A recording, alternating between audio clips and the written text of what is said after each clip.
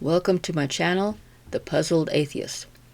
The title of this video is Atheist versus the Bible number 1, John 3:16. This is the first in a series of videos in which I will discuss the Bible and the morality that Christians believe it provides us from an atheist perspective. Have no fear, my series on Calvinism as seen through the lens of the Steve Lawson situation will be continuing as well.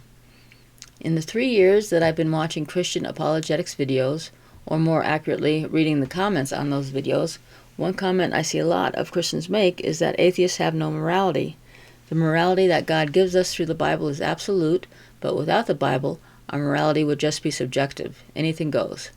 And the reaction of atheists is that the Bible really has no business trying to tell anyone how to live a moral life.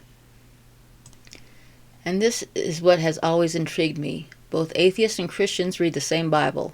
Christians read it and see a kind and loving God who has every right to do whatever he wants to his creations. Atheists read it and see a cruel and capricious God, which, if he were real, they certainly wouldn't want to worship. I'm going to go through the Bible chronologically, from the Old Testament onward, and give my take on the Bible stories and their morality of lack of it. But I am going to give a taste of things to come by starting with the most popular verse Christians use when approaching someone to tell them the good news. The good news being that although they are worthless human beings who deserve to go to hell and be tortured for all eternity, they can escape that fate by submitting to and worshiping God. The verse is, of course, John 3:16. Jesus is talking to the character Nicodemus, who is a Pharisee and believes that Jesus is from God, not God's Son, but someone from God, whom God helps perform these miracles. And Jesus tells him, "For God so loved the world that he gave his only begotten Son, that whosoever believeth in him should not perish, but have everlasting life." This is an ambiguous statement to begin with. Is Jesus saying that he is this Son? Later on in the story, Jesus mentions the Son of God again, but doesn't say that he, Jesus, is that Son. But that's a topic for another time. Let's look at verse 3:16 from an atheist perspective. Taken out of context, you might think that Jesus has already died on the cross because we don't know who is speaking and the sentence is in the past tense. He gave his only begotten Son.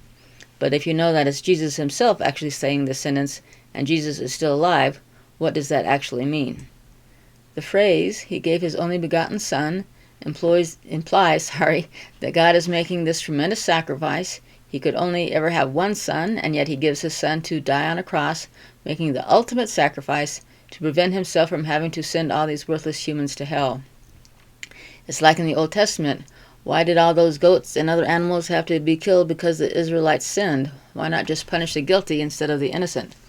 But it's this sacrifice of Jesus in the form of a human being, in other words, a human sacrifice, that is supposed to convince atheists of God's great love for his worthless creations. But if you think about it, what sacrifice was there? Jesus was always going to be resurrected, that is, come back to life, and return to heaven on the third day, so there's no sacrifice at all. A sacrifice is when parents have only one child and can never have another, and they love this child with all their heart and soul. So if they sacrifice this child for the greater good, that child will never come back to life. They've lost their child forever. That is a sacrifice. But God doesn't even have 3 days of sorrow in all of this because he knows Jesus will come back to life. And yes, Jesus spent 33 days I said that several times already. Jesus spent 33 years as a human being, humbling himself. Well, who asked him to do that? Not human beings.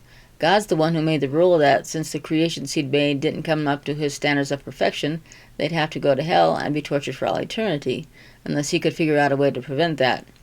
And he decided the way to solve this problem would be to have a human sacrifice to himself, something he looked down upon in the Old Testament, but okay in the New Testament. This whole sacrifice and bringing back to life symbolism puzzles atheists.